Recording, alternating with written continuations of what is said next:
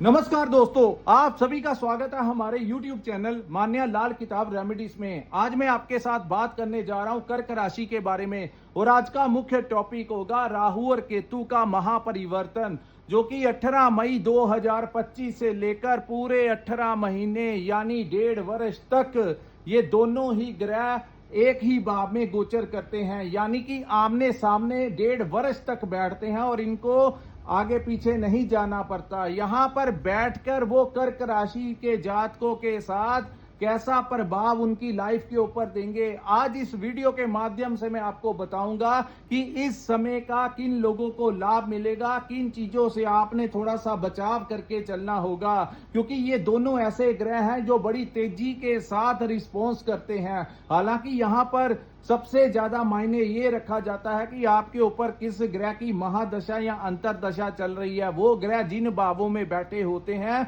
उनका प्रभाव सबसे ज्यादा देखने को मिलता है। और कर्क राशि जो है ये अन्य राशि की तुलना में सबसे ज्यादा मजबूत अगर कोई राशि मैंने अपनी जिंदगी के पर्सनल एक्सपीरियंस से देखा है दोस्तों, ये चंद्रमा की राशि है जिसका सबसे ज्यादा मजबूत अगर कोई 12 राशियों में से कोई राशि होती है तो वो कर्क राशि होती है। इनमें से भी सबसे ज्यादा उन लोगों के ऊपर ज्यादा अच्छा प्रभाव रहता है जिंदगी में जिनका जन्म जो है वो पुष्य नक्षत्र में हुआ होता है। इनके ऊपर बहुत सारा प्रभाव देखने को मिलता है। लेकिन इस वीडियो में मैं आपको बताऊंगा कि इस समय के ऊपर कैसी कैसी संभावनाएं आपके लिए बनेंगी, क्या क्या रास्ते खुलेंगे और किन चीजों से बचाव करके चलना होगा। सबसे पहले बात करते हैं केतु के बारे में, क्योंकि केतु जो है दोस्तों वो आपके सेकंड हाउस में गोचर कर रहे हैं। यहां पे सबसे बड़ी बात मैं आप लोगों को बताऊंगा, पहले से लेकर छठे भाव में जब भी केतु गोचर करते हैं तो कुंडली में बैठे शनि हमेशा अच्छा रिजल्ट देते हैं।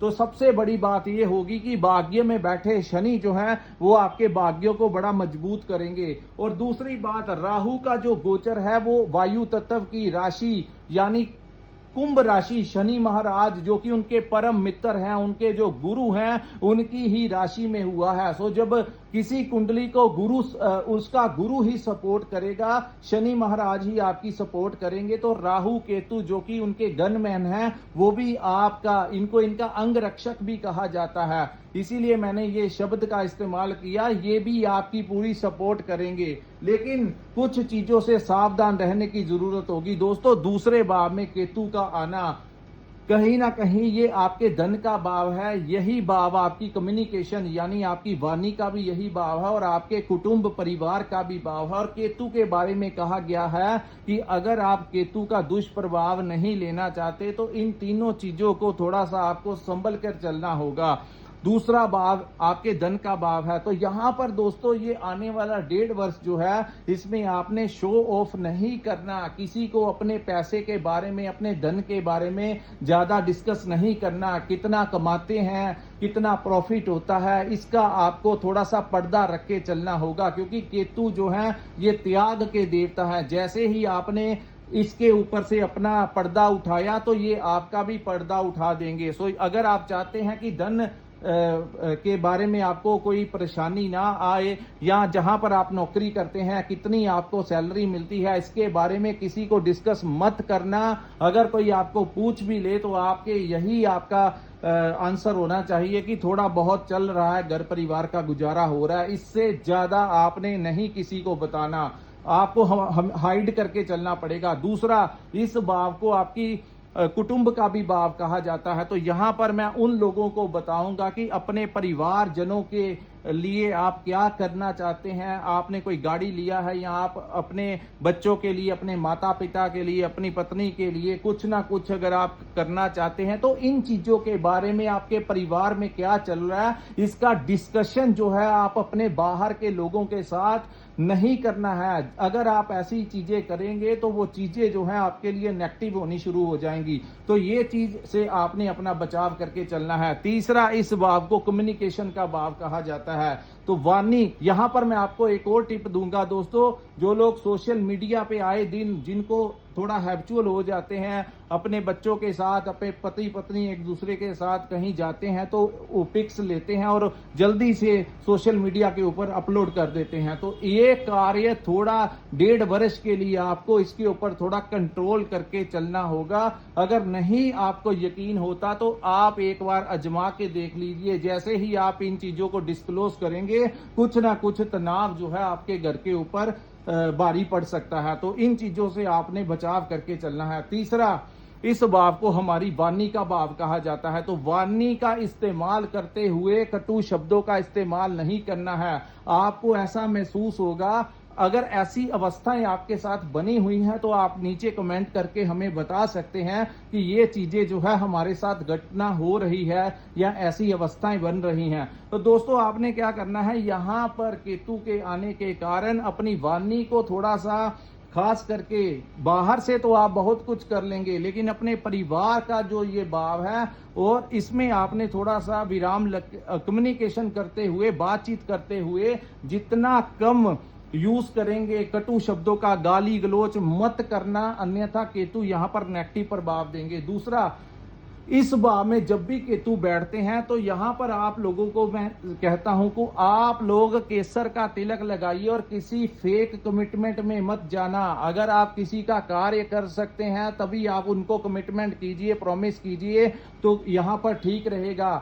अगर आप देखना चाहते हैं तो ये करके देखना, जैसे ही आप अपना प्रॉमिस पूरा कर देंगे तो केतु आपको बहुत अच्छा लाभ देगा। लेकिन अगर आपने फेक कमिटमेंट किया, किसी को आस लगा दिया कि मैं तुम्हारी हेल्प करूंगा या मैं तुम्हें पैसा दूंगा, या कोई भी कार्य के प्रति आपने किसी को फेक प्रॉमिस कर दिया, तो आप देखेंगे कि जैसे ही वो तारीख आएगी जिस दिन आपने किसी का काम करना होगा और आप नहीं करेंगे, तो आपके लिए यहां पर बैठे केतु जो है वो नकारात्मक प्रभाव देंगे। सो कुछ चीजें लोग हमें कहते हैं कि इसका उपाय क्या करना है। दोस्तों उपाय जो होते हैं वो तो चलो काम करते ही करते हैं, लेकिन हमारे कर्म ज्यादा काम करते हैं। तो आप अगर अपने कर्मों को ठीक कर लेंगे तो ज्यादा दिक्कत नहीं आएगी। दूसरा, अब मैं आपको बताऊंगा कि इसके लाभ क्या क्या मिलेंगे इस गोचर में। इन 1.5 वर्षों में आप किन लोगों को बहुत लाभ मिलेगा। राहु जो है वो आपके अष्टम भाव में गोचर करेंगे। राहु के बारे में कहा जाता है कि अष्टम भाव जो है वो राहु के लिए अच्छा नहीं कहा जाता, लेकिन इस बार जो गोचर हुआ है वो कुंभ में हुआ है, जो कि उनका अपना ही भाव है। तो यहां पर पेरेंटल प्रॉपर्टी का कोई अगर आपका डिस्प्यूट चल रहा था तो यहां पर राहु उन चीजों को क्लियर कर देंगे। अगर आपका कोई हिस्सा है तो उसमें आपको हिस्सा मिल जाएगा। आजकल लेटेस्ट टेक्नोलॉजी चली हुई है एआई की, जो लोग उसके ऊपर काम कर रहे हैं उनको बड़ा आर्थिक लाभ होगा।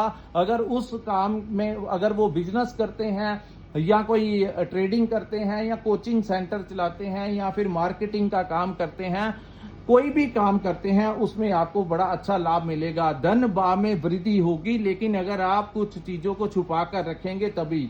उसके बाद राहु का यहाँ पर बैठना, रिसर्च का जितना भी काम होगा, इंजीनियर्स हैं, डॉक्टर्स हैं, क्रिएटर्स हैं, जो सोशल मीडिया पर अपना कोई कहानियां बनाते हैं, अपलोड करते हैं, या रिसर्च के टॉपिक के ऊपर जो लोग कंसल्टेंसी देते हैं, उन लोगों को बहुत अच्छा लाभ मिलेगा। नेम और फेम जो है इस समय आप लोगों को बढ़ता हुआ दिखाई देगा। यहां पर अष्टम में राहु के क्या क्या लाभ हैं ये तो मैं आपको बता रहा हूं। ऑनलाइन काम करते हैं उसमें आपको फायदा देगा। विदेश में बैठे लोगों को इस समय जबरदस्त लाभ मिलने वाला है। हालांकि राहु की एक दृष्टि गुरु के ऊपर पड़ेगी, लेकिन दोस्तों हर बार दृष्टियां गलत नहीं होती। इस बार जो कर्क राशि की जो दृष्टि गुरु के ऊपर पड़ेगी उसमें ज्यादा घबराने की जरूरत नहीं है। गुरु अपने ही भाव में बैठे हुए हैं और बड़ी मजबूती के साथ बैठे हुए हैं। सो ऐसा नहीं होगा। सबसे ज्यादा लाभ इंपोर्ट एक्सपोर्ट के काम करने वाले लोगों को मिल सकता है। विदेश के साथ रिलेटेड कोई भी काम है तो आपको लाभ मिल सकता है। वहां पर अगर आपने कोई पीआर अप्लाई किया है, जो लोग विदेश में रहते हैं, अगर आपने कोई पीआर अप्लाई किया है या वीजा एक्सटेंशन के लिए आपने इमिग्रेशन में अप्लाई किया हुआ है, तो आपको उसके पेपर्स जो हैं वो मिल सकते हैं। कोई रुकावटें जो आ रही थी तो वो दूर होंगी। शनि का भी बहुत बड़ा सपोर्ट रहेगा जो कि आपको विदेशी भाव से बड़ा जबरदस्त लाभ देगा। फिर कहता हूं, इंपोर्ट एक्सपोर्ट का काम, ऑनलाइन काम, सोशल मीडिया से जुड़े हैं, क्रिएटर्स हैं, कुछ ना कुछ ऐसे काम करते हैं तो उन लोगों को बहुत ही अच्छा लाभ मिलने की संभावनाएं हैं। राहु की दृष्टि भी आपके दूसरे भाव में पड़ेगी। यहां पर दोस्तों कई बार राहु गुप्त तरीकों से भी धन देने की कोशिश करते हैं, क्योंकि राहु अष्टम भाव जो होता है वो अचानक से लाभ का भी भाव है। तो यहां पर कई बार कुछ ऐसे काम्स में आपकी डील हो सकती है जिसमें आपको मेहनत कम करनी पड़े और अचानक से बड़ा लाभ आप लोगों को प्राप्त हो सके। यहां पर मैं कर्क राशि के जातकों को एक टिप देता हूं। 1.5 वर्ष के लिए राहु और केतु यहां पर बैठे हैं। 15-20 दिन या 1 महीने में कम से कम एक बार अगर कोई आप छोटी मोटी लॉटरी की टिकट लेकर डाल सकते हैं तो यहां पर सडनली आपको बड़ा अमाउंट जो है वो मिल सकता है। इन चीजों से आपको कोई बड़ा लाभ मिल सकता है। मैं आपको इसकी श्योरिटी तो नहीं देता, लेकिन फिर भी ग्रहों के अनुसार जिस भाव में राहु आए हैं अचानक से ये कोई ऐसा लाभ दे सकते हैं, गड़ा हुआ धन प्राप्त करवा सकते हैं। अचानक से परिस्थितियां जो है उसमें आपको कोई बड़ा शॉर्टकट के तरीकों में आपको कोई बड़ा लाभ यहां पर दे सकते हैं। लेकिन केतु का यहां पर बैठना, जो भी अगर आप कोई लॉन्ग टर्म इन्वेस्टमेंट के लिए काम करें, शॉर्ट टर्म के लिए इन्वेस्टमेंट के काम करते हैं, इन्वेस्टमेंट कोई किसी नई जगह पर करना चाहते हैं तो सोच समझकर फैसला लीजिए, 2-4 बार उसके ऊपर विचार कर लीजिए, किसी से पूछ लीजिए, पूरा ज्ञान लेकर ही आप इन्वेस्टमेंट कीजिए। किसी के कहने के ऊपर अचानक से इन्वेस्टमेंट मत करना, अन्यथा केतु जो है धन के भाव में बैठे हैं और त्याग का देवता इनको कहा जाता है। जहां राहु हर चीज को पाने की चाहत रखता है, वहीं केतु का काम त्यागना है। तो कई बार आपके पैसों का त्याग ना करवा दे, इसीलिए जो भी करना सोच समझकर किसी विद्वान से पूछकर 2-4 बार विचार करने के बाद ही किसी नए काम में आप इन्वेस्ट करें, अन्यथा थोड़ा सा आप बिना सोचे समझे इन्वेस्टमेंट मत करना। उसके बाद दोस्तों राहु की एक दृष्टि जो है आपके 4th हाउस के ऊपर पड़ेगी। आपको इस समय कोई नया घर मिल सकता है, आपको कोई नया वाहन इस समय मिल सकता है।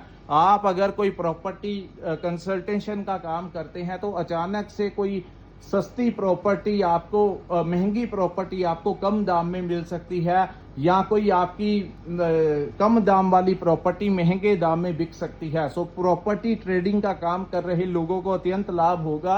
आपका किसी नए घर में प्रवेश करवा सकते हैं। प्रॉपर्टी से रिलेटेड बहुत ही जबरदस्त लाभ का समय है। और व्हीकल जो है ट्रांसपोर्टेशन का कारक है, आपके घर में भी वाहन आ सकता है। और जो लोग ट्रांसपोर्टेशन का काम करते हैं उन लोगों को, जो लोग डिलीवरी का काम करते हैं उन लोगों को तो इस समय बहुत जबरदस्त लाभ मिलने की संभावनाएं दिख रही हैं। क्योंकि दोस्तों गुरु की दृष्टि भी इस भाव के ऊपर पड़ेगी और राहु की दृष्टि भी इस भाव के ऊपर पड़ेगी। तो इन चीजों से आपको अति शुभ लाभ इस समय मिलने की संभावनाएं हैं।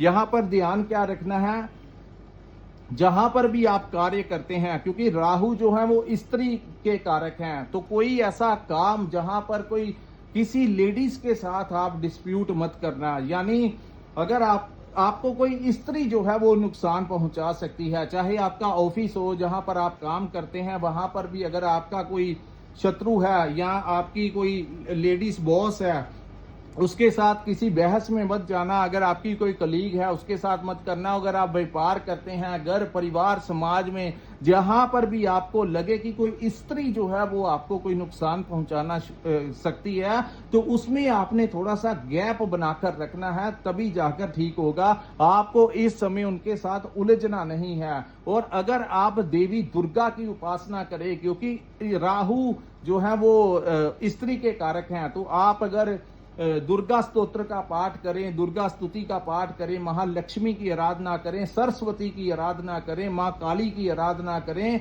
जिसकी भी आराधना करना है देवी के रूप में अगर आप आराधना करेंगे तो राहु यहाँ पर बैठ के आपको ज्यादा कष्ट नहीं देगा। दूसरा उपाय, प्रतिदिन केसर का तिलक लगाइए, तभी जाकर इस समय आपका कोई नेगेटिव ना हो जाए। यही सबसे मेजर रेमेडीज है कि इस समय कैसे मेंटेन करके चलना है। सो दोस्तों ये था कर्क राशि राशि वालों के लिए राहु और केतु के बड़े परिवर्तन का कैसा प्रभाव होगा।